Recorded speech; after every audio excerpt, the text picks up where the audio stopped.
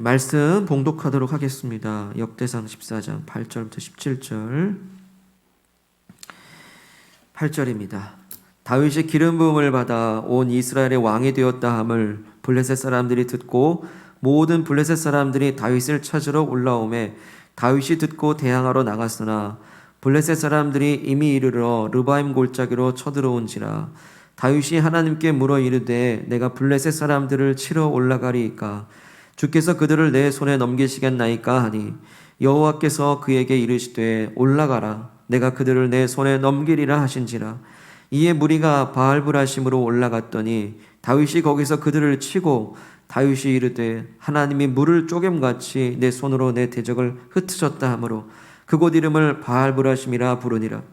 블레셋 사람이 그들의 우상을 그곳에 버렸으므로 다윗이 명령하여 불에 사르니라. 블레셋 사람들이 다시 골짜기를 침범한지라. 다윗이 또 하나님께 묻자온데 하나님이 이르시되 마주 올라가지 말고 그들 뒤로 돌아 뽕나무 숲을 맞은편에서 그들을 기습하되 뽕나무 꼭대기에서 걸음 걷는 소리가 들리거든 곧 나가서 싸우라. 너보다 하나님이 앞서 나아가서 블레셋 사람들의 군대를 치리라 하신지라. 이에 다윗이 하나님의 명령대로 행하여 블레셋 사람들의 군대를 쳐서 기브온에서부터 게셀까지 이르렀더니 다윗의 명성이 온 세상에 퍼졌고 여호와께서 모든 이방 민족으로 그를 두려워하게 하셨더라. 아멘. 오늘 말씀 제목은 묻고 또 묻고입니다. 어떤 지인이 자녀들을 양육하면서 이런저런 고민들을 함께 대화를 나눈 적이 있는데요. 아이들이 커가면서 여러 가지 변화들이 있는데 그 중에서 가장 두드러진 변화가 있답니다. 그 두드러진 변화라고 한다면 아이들이 점점 자라면서 엄마 아빠에게 하는 질문들이 점점 사라진다는 겁니다. 물어보고 싶은 것들이 점점 없어지나 봅니다. 어릴 때는 아빠 이건 뭐야? 엄마 저건 어떻게 저렇게 되는 거야?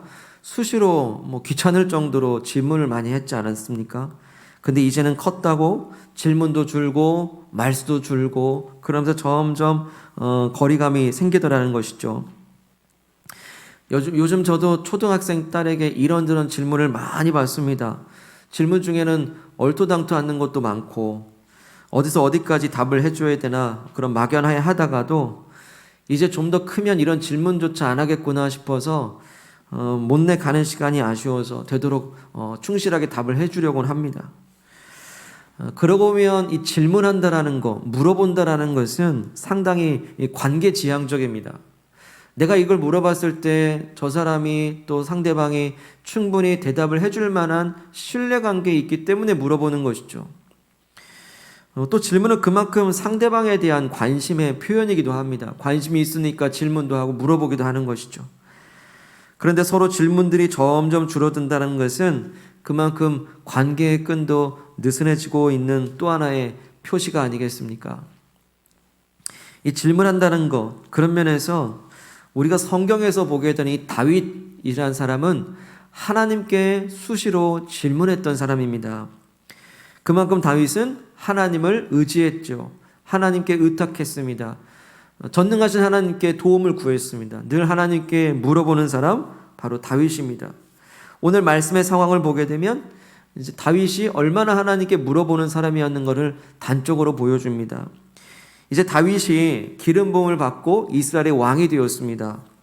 하나님께서 이제 다윗을 통해서 이스라엘을 이제 번성하게 해주시는데 우리 2절로 한번 가보시죠. 14장 2절에 한번 가보시면 다윗이 여호와께서 자기를 이스라엘의 왕으로 삼으신 줄을 깨달았으니 이는 그의 백성 이스라엘을 위하여 그의 나라가 높이 들림을 받았음을 알미었더라. 그러니까 왕으로 삼으시고 높이 들림을 받았는데 특별히 이 말씀에서 주목하고 싶은 이 동사들을 한번 보십시오. 동사들. 중간에 깨달았으니 있고 끝에 알미었더라. 깨닫고 알미었더라. 이 동사들은 하나같이 뭔가 깨우쳤다라는 동사들이죠. 자, 이 깨달음은 무엇일까요? 다윗은 도대체 무엇을 깨달은 걸까요? 바로 하나님의 은혜를 깨닫게 된 겁니다. 하나님의 은혜. 다시 말해서 내가 왕이 된 건 내가 잘나서 왕이 된 게 아니라 하나님이 이 왕으로 세워주신 것이구나를 깨달았다라는 것이고 또 자기가 잘해서 나라가 높이 들림을 받고 번성한 것이 아니라 하나님께서 이것을 번성케 하셨다는 것을 알게 됐다는 겁니다. 이게 진짜 지식 아닐까요? 이게 진짜 지혜 아닐까요? 우리가 세상살이 하면서 깨닫고 알아야 될 것이 있는데 오늘 다윗은 우리가 진짜 깨닫고 알아야 될 게 뭔지 알려주고 있습니다. 깨달은 게 뭡니까? 내가 여기까지 이렇게 제일 잘 지내올 수 있었던 것이 오직 하나님의 은혜라는 것을 깨닫는 것. 이게 바로 참 지혜입니다. 우리가 이런 자리까지 올 수 있었던 것은 오직 하나님의 은혜요. 나의 나된 것은 오직 하나님의 은혜라는 것을 알게 되는 것이 진짜 참 지식인 줄로 믿습니다. 사랑하는 여러분, 이게 진짜 복이니 저와 여러분들 모두가 이런 참 지혜, 참 지식을 갖기를 원하니 정말로 나의 나된 것이 하나님의 은혜요. 내가 살아 숨쉬는 모든 것이 하나님의 축복이라는 것을 우리가 함께 찬양할 수 있기를 원합니다. 자, 다윗은 어떻게 이렇게 마땅히 깨달을 거를 깨달을 수 있었을까요? 다윗은 어떻게 마땅히 알아야 될 이 지식을 어떻게 알 수 있었을까요? 그가 질문하는 사람이었기 때문입니다. 당연합니다. 깨달음이라고 하는 것은 질문을 전제합니다. 안다라는 것은 물어봄을 전제합니다. 다윗은 수시로 하나님 앞에 물어보고 질문했을 때 나의 나된 것이 주님의 은혜군요라는 걸 깨닫게 되고 알게 된 겁니다. 오늘 말씀에서도요, 그렇게 다윗은 하나님께 질문하고 있습니다. 늘 하나님께 물어봤던 사람 다윗, 하나님의 은혜라는 답을 얻었던 다윗, 또 하나의 질문을 던질 상황에 닥치게 되는데요. 블레셋 사람들이 이스라엘을 공격하게 되었습니다. 블레셋 사람들은 이제 이스라엘 주변으로 이스라엘의 그 대적으로 아주 대표되는 그런 민족인데요. 우리 8절과 9절 말씀 보겠습니다. 다윗이 기름 부음을 받아 온 이스라엘의 왕이 되었다 함을 블레셋 사람들이 듣고 모든 블레셋 사람들이 다윗을 찾으러 올라오매 다윗이 듣고 대항하러 나갔으나 블레셋 사람들이 이미 이르러 르바임 골짜기로 쳐들어온지라 합니다. 여기 다윗을 찾으러 왔다는 것은 다윗을 잡으러 왔다라는 말입니다. 아마도 이 새롭게 된 왕 다윗이 이 블레셋에게는 참 거슬렸던 모양입니다. 게다가 번성을 하고 있대요. 주변 나라에서 이렇게 번성하고 있는 그 다윗, 그 나라들은 그 주변 나라들에게 긴장감을 줄 수밖에 없습니다. 아예 처음부터 다윗이 이스라엘 왕으로 즉위하자마자 이 블레셋 사람들은 이 다윗을 잡으러 공격해 들어오려 했던 겁니다. 자, 이 위기 아닙니까? 이 위기의 순간에 이제 다윗은 어떻게 행동을 할까요? 우리 10절 말씀을 함께 읽겠습니다. 10절 시작. 다윗이 하나님께 물어 이르되 내가 블레셋 사람들을 치러 올라가리이까 주께서 그들을 내 손에 넘기시겠나이까 하니 여호와께서 그에게 이르시되 올라가라 내가 그들을 내 손에 넘기리라 하신지라. 아멘. 다윗이 위기의 순간에 선택한 일이 무엇입니까? 하나님 올라가야 됩니까? 하나님 공격해야 됩니까? 질문하고 물어본 거였습니다. 이에 하나님께서는 즉각적으로 응답하시죠. 올라가라. 내가 그들을 네 손에 넘겨주겠다라고 응답을 주십니다. 이에 다윗은 그 응답하신 대로 블레셋을 공격해 들어갔고 싸워서 큰 승리를 거두게 되죠. 얼마나 크게 이겼던지 하나님께서 마치 물을 쪼개버리는 것처럼 나의 대적들을 흩어버리셨다라고 찬양하고 있습니다. 거기서 끝난 게 아닙니다. 이 블레셋 사람들이 이제 도망을 치면서 남기고 간 흔적들이 있는데 그 흔적들이 뭐냐면 블레셋 사람들이 섬기던 우상들을 패배하자마자 그걸 버리고 도망갔다라는 거예요. 12절에 나오죠. 블레셋 사람이 그들의 우상을 그곳에 버렸으므로 다윗이 명령하여 불에 사르니라. 그 우상들을 이제 버린 걸 다 불살라 버린 겁니다. 진정한 승리죠. 왜 블레셋 사람들이 전쟁터에 가면서 우상들을 가지고 갔을까요? 당시에는 그 민족의 전쟁은 그 신들의 전쟁으로 여기는 시대였습니다. 그렇기 때문에 이 우상을 가지고 가면 이 블레셋 사람들은 자기가 이길 것이라는 어떤 확신을 가지고 간 거죠. 하지만 결론은 어떻습니까? 그들은 패배하고 말았습니다. 왜요? 전혀 생명이 없는 우상에게 뭘 의지한단 말입니까? 나무를 깎아 만들고 돌을 깎아 만든 아무런 생명이 없는 존재에게 자신의 어떤 승부수를 건다? 어떤 질문을 한다? 답이 오겠습니까? 절대 답이 없습니다. 왜요? 아무리 우상에게 질문하고 물어봤자 우상은 돌이고 나무일 뿐이고 아무런 생명이 없습니다.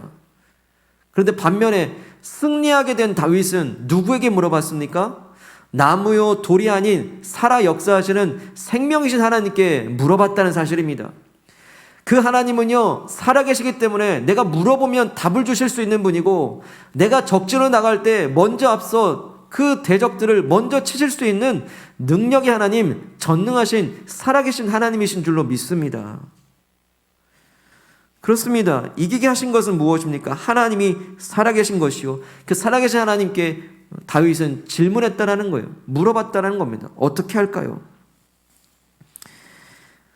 승리를 주신 하나님, 그러나 블레셋은 포기하지 않습니다. 또다시 이스라엘을 침공을 하게 되는데요, 다윗은 당연히 이때도 어떻게 합니까? 하나님께 나아가 물어봅니다.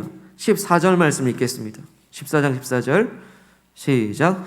다윗이 또 하나님께 묻자온데 하나님이 이르시되 마주 올라가지 말고 그들 뒤로 돌아 뽕나무 숲을 맞은편에서 그들을 기습하되. 예, 여기 앞에 다윗이 또 하나님께 묻자온데 합니다. 또 쳐들어오니까 또 묻습니다. 이 가장 주목할 단어가 바로 이 또라고 하는 부사예요. 적군이 침략하는 그런 긴박한 순간에도 다윗은 언제나 항상 무릎 꿇고 또 물어보는 사람이었습니다. 언제나 그는 왕이었지만 진정한 왕이신 하나님께 무릎 꿇고 물어보는 사람, 바로 다윗이었다는 사실이에요. 묻고 또 물었습니다. 그러자 하나님 또다시 응답을 주시는데 이번엔 약간 다른 응답을 주십니다. 블레셋을 정면으로 치지 말고 그들의 뒤로 돌아가서 숨어 있다가 뽕나무 숲풀에서 행구 소리가 나거든 그때 진격하고 기습 공격을 하라라는 아주 구체적인 전술을 주십니다.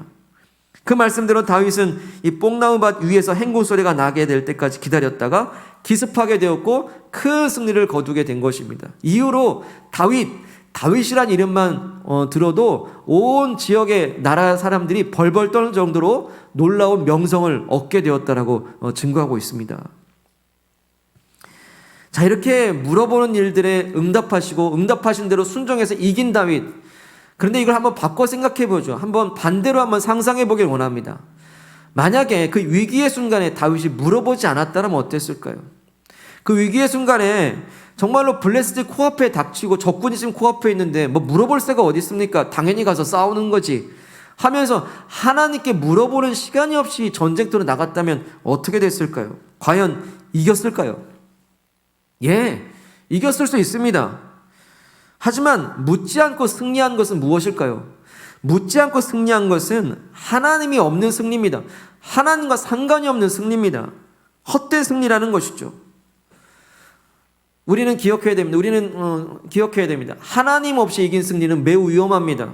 왜냐하면 교만해지기 때문이죠. 교만하게 되면 눈이 가리워지고 귀가 가리워져서 자기 교만에 도취된 장수는 언젠가는 패배하게 되어 있습니다. 어제 이겼다고 오늘도 이길까요? 오늘 이겼다고 내일도 이길까요? 이 시대에 역사적으로 그 제국을 만든 많은 위대한 장수들도요, 자기 교만에 도취된 그 순간 한순간에 무너지지 않습니까? 하나님 없이 이긴 승리는 위험합니다. 하나님 없이 이룬 성취는 위험합니다. 왜? 교만이 찾아오기 때문에. 언젠가는 패한다라는 것이죠.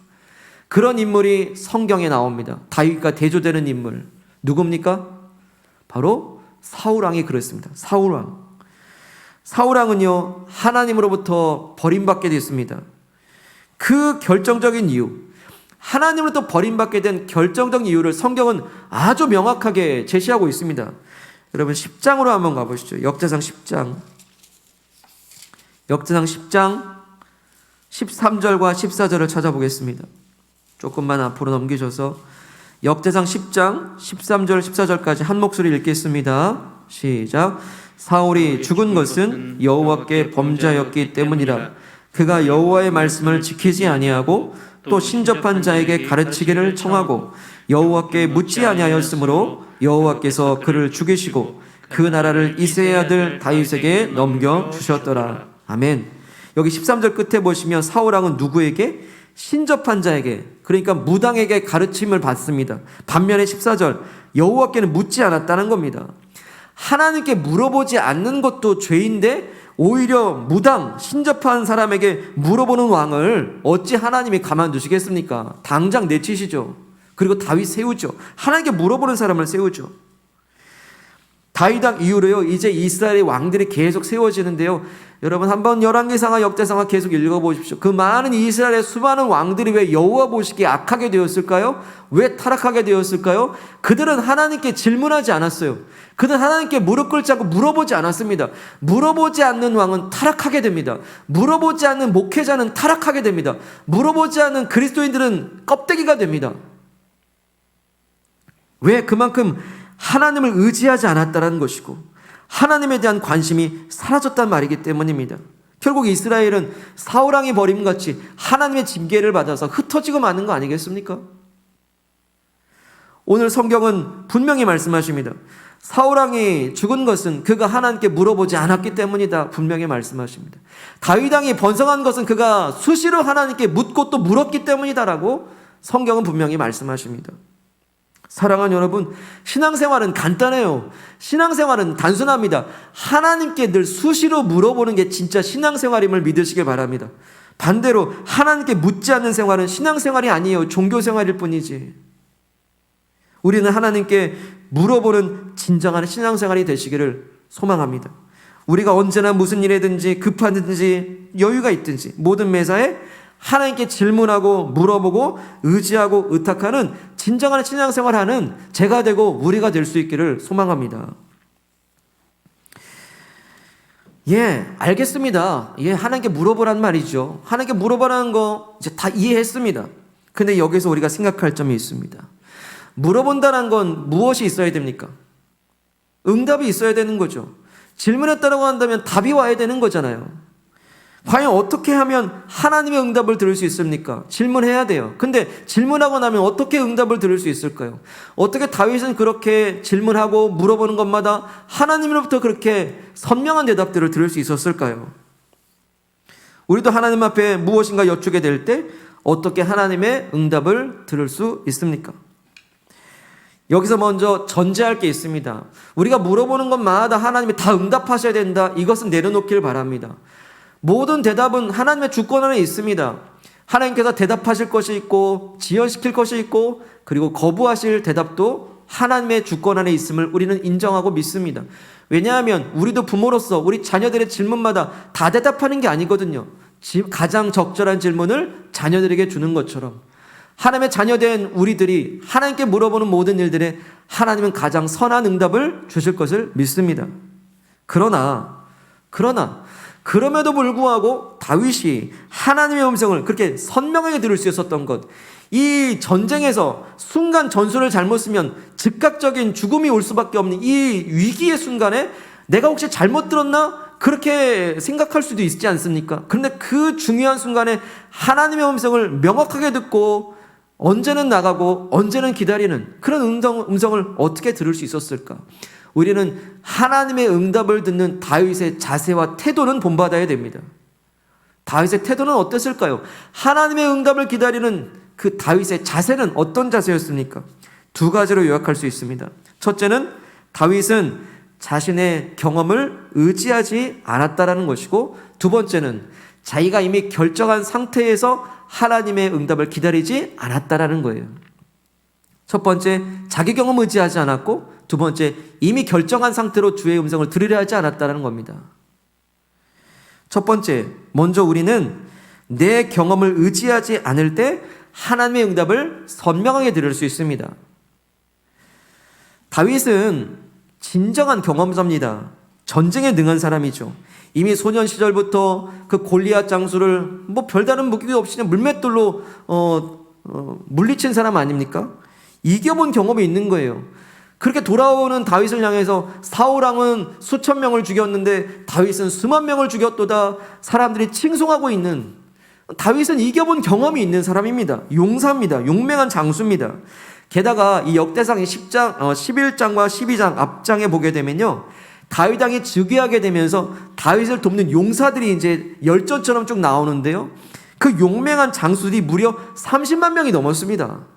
30만 명이 그 특전사 같은 용사들이 있었다라는 거예요.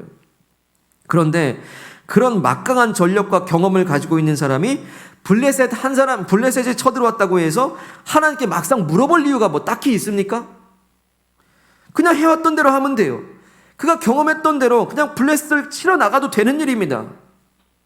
용사도 있지, 경험도 있지. 그런데요, 놀라운 것은 이 다윗은 하나님 앞에서 질문할 때 마치 경험이 하나도 없는 사람처럼 하나님께 물어보고 있는 거예요. 갈까요, 말까요? 또 다윗은 마치 자신에게 아무런 군사가 없는 것처럼 하나님의 도와주시기를 전적으로 의지하고 있다는 사실입니다. 자기의 경험이 내려놓아진 순간 하나님의 구체적 전수를 듣게 되는 겁니다. 응답을 듣게 되는 겁니다. 우리가 하나님의 응답을 드리려 할 때도 마찬가지입니다. 우리도 하나님의 응답을 듣고 싶죠. 그런데 왜 잘 들리지 않을까요? 혹시 우리가 가지고 있는 어떤 경험과 경력들이 하나님의 응답을 방해하는 것은 아닐까요? 하나님, 이렇게 하면 안 될 텐데요. 제가 경험한 것으로는 이렇게 하면 안 될 텐데. 아니, 하나님, 제 생각으로는 제 경험상 이렇게 해야 될 텐데요. 특별히 일터에서나 일할 때 어떻습니까? 경험 많은 현장, 내가 전문가가 되어져 있고 내가 일에 누구나 익숙한, 내가 여기에 전문가인, 너무나도 익숙한 그런 일들에 굳이 하나님의 도우심을 구할 이유가 있을까요? 정말로 역설적이도 내가 경험이 많은 자리, 내 일터, 내가 어떤 부분에서 전문적인 지식을 가지고 있는 그 순간에는 하나님 생각을 더 많이 안 하더라고요. 여기에서 바로 일터와 신앙이 분리되는 이유가 여기에 있습니다. 예배는 주일만 드리면 되지. 그리고 일주일에 그냥 내 뜻대로 살면 되지. 왜 분리가 되는 그 많은 이유 중에서 가장 중요한 이유는 무엇입니까? 내 경험이 하나님의 음성을 거부해요. 아니, 들으려 하지 않는 것은 거부와 마찬가지죠. 왜? 내가 경험자니까, 내가 전문가니까, 내가 익숙하니까, 해왔던 일이니까 굳이 뭐 이런 걸 물어? 근데 물어야 된다는 사실이에요. 여러분, 다윗만큼 그런 용사들이 다 있으십니까? 다윗만큼 그렇게 전쟁에 능한 용맹한 사람들입니까? 아니요, 우리 그보다 못해요. 그런데도 우리는 이 일 가운데 내 경험을 의지하고 내 전문을 의지하고 내 지식을 의지하고 있다고 한다면 우리 하나님을 계속 거부하고 있는 거 아닐까요? 그렇기 때문에 우리는 일부러라도 매사에 하나님을 생각하고 주님과 동행하는 삶을 살고자 한다면 가장 중요한 거 물어봐야 됩니다. 수시로 물어봐야 됩니다. 연습이 필요해요. 일터나 우리가 살아가는 경험의 현장들, 어떤 학업, 어떤 재능도 있죠. 내가 더 잘 알고 내가 더 잘할 수 있다는 여기는 그럼 바로 그 순간, 바로 그 경험의 자리마다 하나님 도와주세요 라고 기도하는 제가 되고 우리가 되길 바랍니다. 하나님 어떻게 할까요? 하나님은 할까요, 말까요? 이 말을 할까요, 말까요? 이 행동을 할까요, 말까요? 수시로 물어보게 될 때 우리는 동행하게 되면 되는 겁니다. 한번 우리 스스로에게 나에게 이런 질문 한번 던져보시죠. 나에게 이런 질문 해보시죠.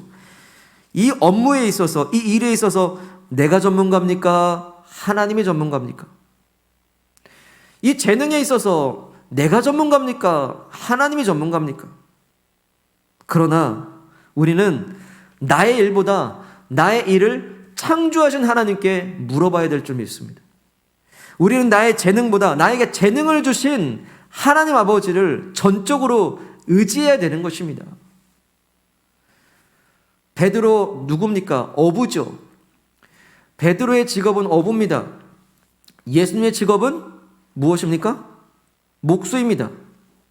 그런데 이 전문가 어부 베드로가 오늘따라 왜 이렇게 고기가 안 잡히는지 하루 종일 밤이 새도록 수고해도 물고기 한 마리 못 잡은 거예요.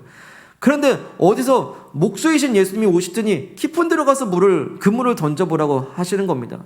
그래, 속는 셈 치고 말씀에 의지해 던져보겠습니다. 던졌더니 고기가 그물이 찢어지도록 잡히는 거 아니겠습니까? 어떻습니까? 누가 전문가입니까? 도대체 누가 전문가죠? 평생토록 어부를 한 베드로가 그 경험자가 전문가입니까? 아니면 목수이신 예수님이 전문가입니까? 베드로의 경험이 중요한 게 아니에요. 하나님 앞에서 베드로의 경험은 아무것도 아닙니다. 베드로의 전문성은요, 하나님 앞에 아무것도 아닙니다. 오히려 찬양해야 될 것은 무엇입니까?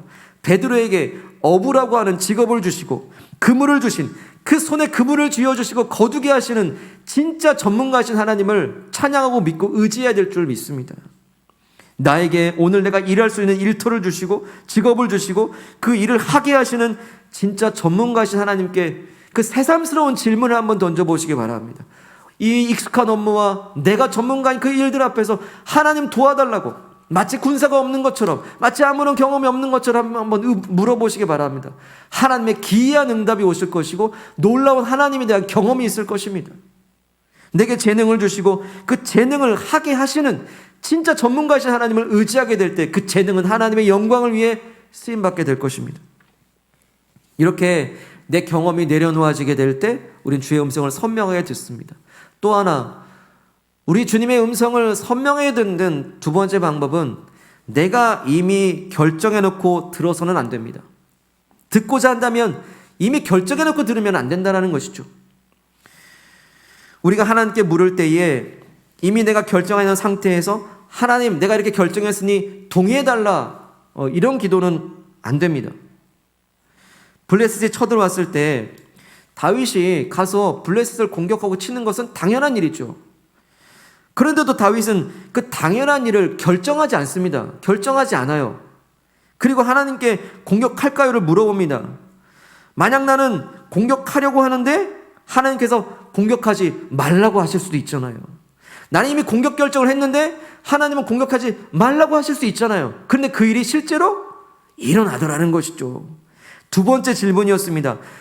주님께, 다윗이 하나님께 두 번째 블레셋이 쳐들어왔을 때 다윗은 또 물어봅니다. 어떻게 할까요? 그랬을 때 하나님은 이전과 다른 응답을 주시더라는 사실이죠. 다시 물어보니 어떻게 대답하십니까? 앞으로 정면으로 공격에 들어가지 말라. 공격하지 말라는 사인이에요. 첫 번째 질문은 공격하라였습니다. 근데 두 번째는 공격하지 말라였습니다. 기다리라고 말씀하십니다. 뽕나무밭 위에서 헹구 소리가 나기 전까지 움직이지 마라. 공격해서는 안 된다. 그리고 하나님께서 허락하신 기회가 왔을 때에 다윗은 그때 공격을 결정할 수 있었던 겁니다. 이것은 어떤 기도입니까? 다윗이 미리 이 블레셋의 전쟁에서 미리 자기가 전술을 다 짜놓고 자기가 이미 전략을 다 결정해 놓고는 하나님 이런 전략 쓸 겁니다. 도와주십시오. 이렇게 기도한 게 아니라는 겁니다. 하나님께서 이렇게 기발한 방법으로 두 번째 다르게 말씀하실지 누가 알았겠습니까? 다윗이 만약에 미리 결정해 놓고 하나님께 도와달라고 했다면 하나님의 기이한 응답은 없었을 겁니다. 그래 네 맘대로 해. 뭐 저번에 한번 경험했잖아. 네 맘대로 해. 이제는 도와줄 것도 못 도와주는 겁니다. 근데 마땅한 결정들을 다윗은 내려놓고 하나님이 결정하시게끔 그 모든 세세한 걸 내어드리게 될 때 기습 공격에 대한 그리고 기다림에 대한 새로운 전술을 응답받게 된 겁니다. 여러분의 업무에 이런 탁월한 전술이 있길 바랍니다. 이런 탁월한 길들이 열려지기 원합니다. 물어보십시오. 오늘 우리가 우리의 기도들을 한번 잘 살펴보기 원합니다. 우리는 기도들을 한번 살펴보시기 원합니다. 혹시 우리의 기도들 중에는 내가 이미 결정해 놓고서 하나님께 도와달라는 것은 없을까요? 내가 이미 결정해 놓고 하나님 동의만 해주시고 결제 사인만 해달라고 하는 기도들은 없을까요?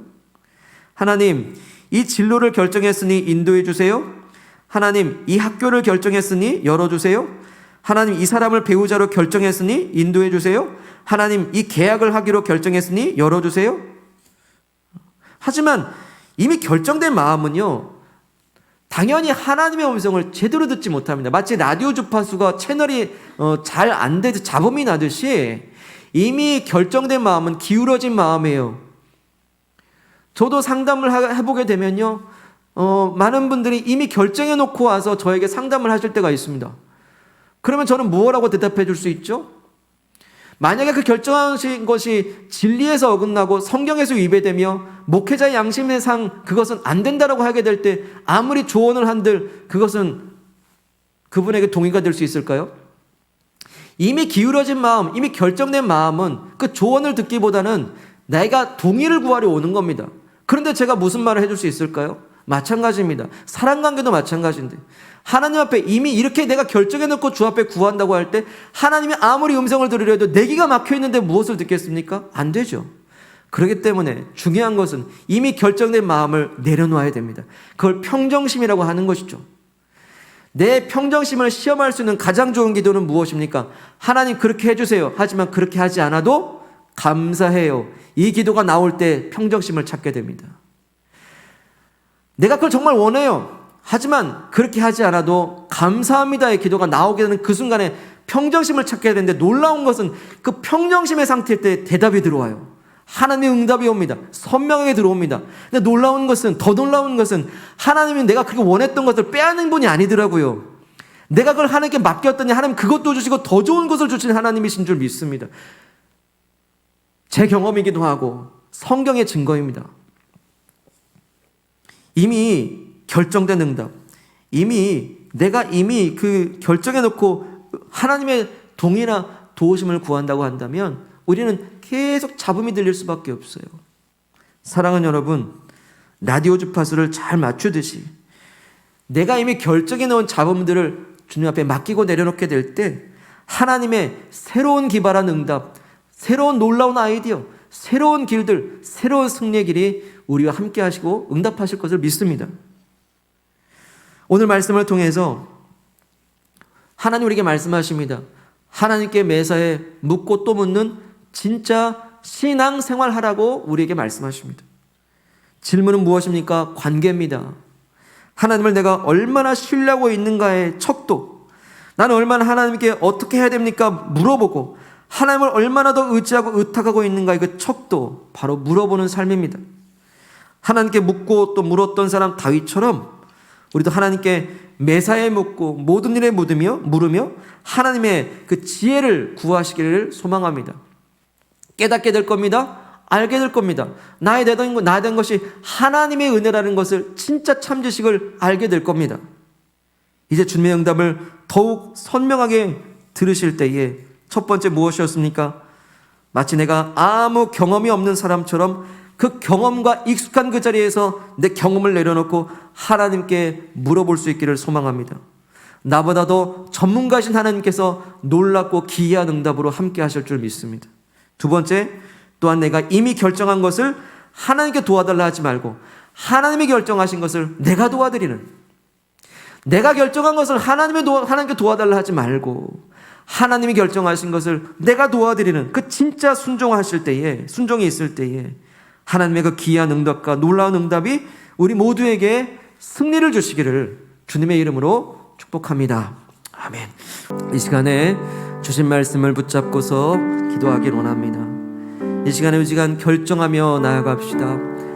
사울은 왜 버림받고 다윗은 왜 번성했는가? 사람의 공로 아니지만 하나님은 복의 그릇 가운데 복을 주시는데, 하나님 앞에 그렇게 신실하게 물어보고 언제나 물어보고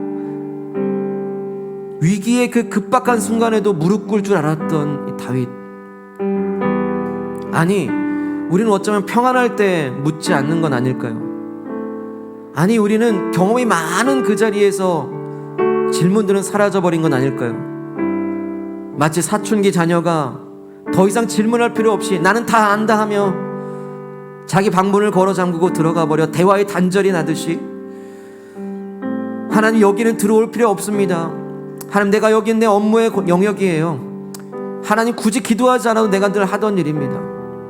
어떤 경험들이 하나님의 음성을 거부하고 있지는 않습니까? 사모하지 않는 것은 거부하는 것과 동일합니다. 우리가 어떤 것에 능합니까? 어떤 것에 재능이 있고 어떤 것에 탁월하며 어떤 것에 일상적인 일들 속에 우리는 그렇게 반복된 삶을 삽니까? 다윗은 아무 경험이 없는 사람처럼 주께 질문하고, 다윗은 아무런 군사가 많음에도 아무런 군사가 없는 것처럼 질문하는 그 순전한 마음이 우리 안에 회복되길 원하니 이 시간 기도합시다. 아버지, 주 앞에 늘 물어보는 인생 되겠습니다. 아버지의 모든 일에 질문할 때에 그 귀한 응답을 주실 것을 믿사오니 이 시간 합심하여 기도하겠습니다. 할렐루야. 거룩하신 하나님 아버지 감사합니다. 우리에게 아버지 주님과 온전한 관계로 나아갈 수 있는 길을 알려주시니 감사합니다. 아버지 참 지혜 참 지식의 사람이 되길 원하오니 나의 다 된 것은 오직 하나님의 은혜임을 고백합니다. 내가 이제껏 온 것도 모든 것이 하나님의 돌보심이었음을 믿고 깨우치며 감사합니다. 이제 더욱더 주 앞에 질문하며 물어보는 인생이 되기를 원합니다. 내 경험과 내 지식과 내 재능과 내가 가진 군사들과 내가 가진 전술들과 그 모든 것들을 내려놓고 아버지 주님의 앞에 나아가 아버지 할까요 말까요, 말할까요 말까요, 행할까요 말까요, 갈까요 말까요, 주님 앞에 물어보는 순전한 마음이 될 수 있도록 인도하여 주시옵소서. 물어보는 이들에게 응답하옵소서. 아버지 주 앞에 물어보는 모든 이들에게 주여 답을 주시옵고 마땅히 갈 바를 알려주시길 원하고 기도합니다. 주여 이끌어 주시옵소서. 우리 한 가지 더 놓고 기도할 때에 혹시 주의 음성을 듣지 못하는 그 이유 중에 하나, 혹시 내가 이미 결정한 상태로 하나님의 동의를 구하는 건 없습니까? 이미 내가 그렇게 정해놓고 하나님의 결제 사인만 해달라고 하는 그런 볼펜 드리는 기도를 드리고 있는 건 아닙니까? 그러나 이미 기울어진 마음이라 말씀하십니다. 하나님, 그렇게 하셔도 좋지만 그렇게 하지 않으셔도 감사합니다. 주님을 신뢰합니다. 우리가 이렇게 주 앞에 내려놓을 때 이걸 놓치는 것이 아니라 하나님 그것도 주시고 더한 것도 주실 그 하나님이신 걸 우리가 믿기를 원합니다. 진짜 순종하기 원합니다. 아버지, 내 결정들을 내려놓으니 너는 기다리라. 뽕나무 위에서 행군 소리가 날 때까지 기다리라. 이 기다림의 시간들 믿음과 신뢰로 나아가게 해달라고. 이 시간 내 모든 결정에 모든 일들을 잠시 내려놓고 주님 도와주시고 주 앞에 내어드리는 기도를 드리겠습니다. 함께 기도하겠습니다. 하나님 아버지, 이미 결정한 마음 가운데 기울어진 마음이요 집착된 마음이 우리 욕심이 들어가 있습니다. 듣고 싶어도 듣지 못하는 우리의 연약함을 불쌍히 여기시고 오 하나님 은혜 베풀어 주셔서 내 마음 가운데 주의 평안을 내려주시옵소서. 아버지, 그리 아니하실지라도 주께 감사하오니 아버지 하나님 주 앞에 내 마음을 내려놓고 주 앞에 의탁합니다. 오 하나님, 이제 말씀하시옵소서. 이제 주의 말씀을 그 모든 내 집착의 잡음들을 제거하고 하나님 말씀의 그 선명한 음성을 듣습니다. 오 하나님, 말씀하여 주시옵소서. 그 생명의 말씀을 우리에게 다시 한번 허락해 주시길 원합니다. 오 하나님, 도와주시옵소서. 오 하나님, 내게 말씀하여 주옵소서. 성령님 우리에게 다시 한번 격려하시고 도우실 때 오 하나님 인도해 주시길 원합니다. 아버지, 우리를 돌보시기 원합니다. 아버지, 우리에게 이끌어 주기 원합니다. 오 하나님, 긍휼을 베풀어 주시옵소서. 주님을 보게 하여 주시옵소서. 주님을 보게 하소서.